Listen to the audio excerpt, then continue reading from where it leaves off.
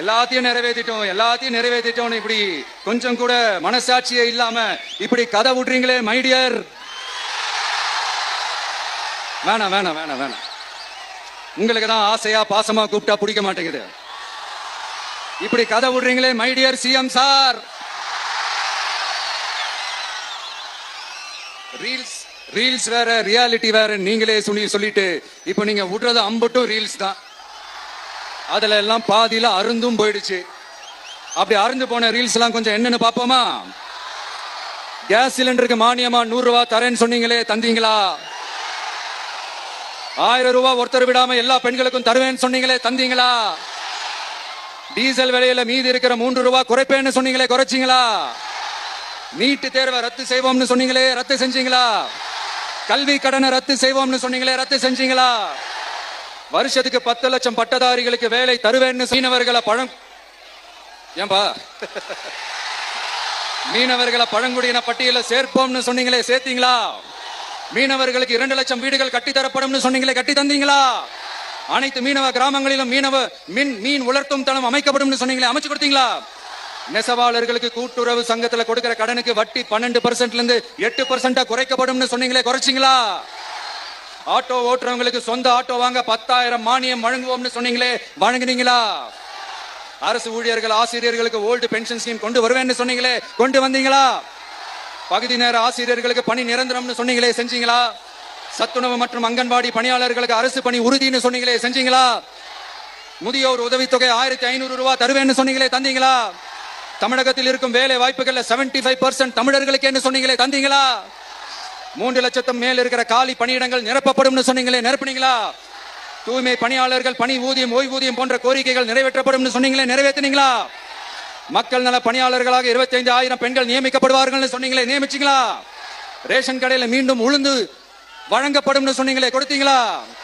அனைத்து அரசு வேலை வாய்ப்புகளிலும் பெண்களுக்கு 40% முன்னுரிமை வழங்கப்படும் சொன்னீங்களே, கொடுத்தீங்களா?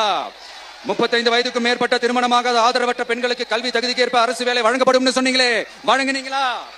வகுப்பு வாரியத்தின் கோரிக்கைகள் பரிசீலிக்கப்பட்டு மேற்கொள்ளப்படும் சொன்னீங்களே, செஞ்சீங்களா? அரசு வீட்டு வசதி மற்றும் குடிசை மாற்று வாரிய வீடுகளில் மாற்றுத்திறனாளிக்கு ஒதுக்கீடு செய்யப்படும் சொன்னீங்களே, செஞ்சீங்களா?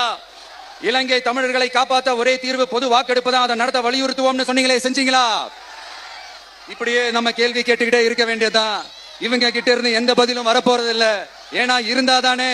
அதனால நான் உங்களை கேட்கிறேன், செய்வோம் செய்வோம் செய்வோம் செய்வோம்னு சொன்னாங்களே, செஞ்சாங்களா? சத்தமா சத்தமா மைடியர். வேணாம் வேணாம் வேணாம். அப்படி கூப்பிட்டா ஆசையா பாசமா கூப்பிட்டா அவங்களுக்கு பிடிக்க மாட்டேங்குது. அதனால கேக்குதா மைடியர் சிஎம் சார்? அவங்க பண்றது துரோகம்னா நீங்க பண்றது நம்பிக்கை மோசடி. இது ரெண்டுமே ஒண்ணுதான், ரெண்டுமே ஏமாத்து வேலைதான். இது ரெண்டுமே ஜனநாயக குற்றம் தான். இப்படி ஏமாத்துறதுல இவங்க 2 பேருமே ஒரே வகைராதான். முந்தானத்து வரைக்கும் ஒன்றிய பிரதமர், இப்போ இந்திய பிரதமர். இப்படி மாத்தி மாத்தி பிளேட்டை மாத்தி பேசுறதுல நம்ம சிஎம் சார் ரொம்ப பிரில்லியன்ட். இப்ப புரியுதா மக்களே? மறைமுக உறவுக்காரர்கள்னு நாம ஏன் சொல்றோம்னு. சரி, இப்ப நம்ம அரியலூர் மாவட்டத்துக்கு வருவோம். தமிழகத்தோட வறட்சியான மாவட்டங்கள்ல முதல் வரிசையில காலங்காலமா இருக்கிற மாவட்டம் தான் நம்ம அரியலூர் மாவட்டம்.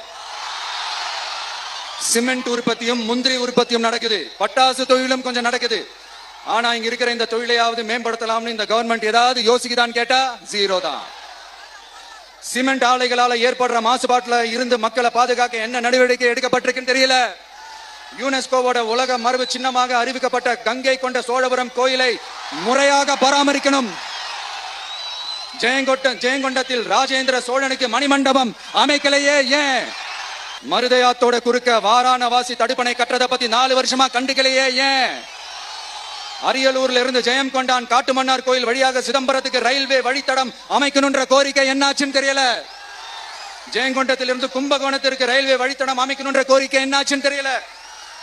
அரியலூர்னாலே முந்திரி உற்பத்தி தான் பிரதானம். அதனால முந்திரி தொழிற்சாலை அமைக்கணும்ன்ற கோரிக்கை என்னாச்சுன்னு தெரியல. இந்த மாவட்டத்தை சேர்ந்தவர் போக்குவரத்து அமைச்சரா இருந்தும் போதுமான பேருந்து வசதி இல்லையே ஏன்? என்னடா இவன் வந்ததுல இருந்து கேள்வியா கேட்கிறான். இவன் வந்தா என்ன செய்வான்னு கேக்குறீங்க அதானே? தீர்வை நோக்கி போறதும் தீர்வா காண்றதும் மட்டும்தான் நம்ம டிவிக்கோட லட்சியமே. ஆனா அதுக்கு முன்னாடி அதை செய்வோம் இதை செய்வோம் இந்த பொய்யான வாக்குறுதிகள் எப்பவுமே கொடுக்க மாட்டோம். எது நடைக்கு சாத்தியமோ எது உண்மையோ அதை மட்டும் தான் கொடுப்போம். மருத்துவம், குடிநீர், ரேஷன், கல்வி, அடிப்படை சாலை வசதி, மின்சாரம், இந்த மாதிரி அடிப்படை விஷயங்கள்ல நோ காம்ப்ரமைஸ். பெண்கள் பாதுகாப்புல, சட்டம் ஒழுங்கு பாதுகாக்கிறதுல நோ காம்ப்ரமைஸ். சிம்பிளா நம்மளுடைய விஷன் என்னன்னு சொல்லணும்னா, ஏழ்மை வறுமை இல்லாத தமிழகம், குடும்ப ஆதிக்கம் இல்லாத தமிழகம், ஊழல் இல்லாத தமிழகம், உண்மையான மக்களாட்சி, மனசாட்சி உள்ள மக்களாட்சி. கான்பிடென்ட்டா இருங்க, நல்லதே நடக்கும், வெற்றி நிச்சயம். மீண்டும் சந்திக்கும் வரை நன்றி, வணக்கம்.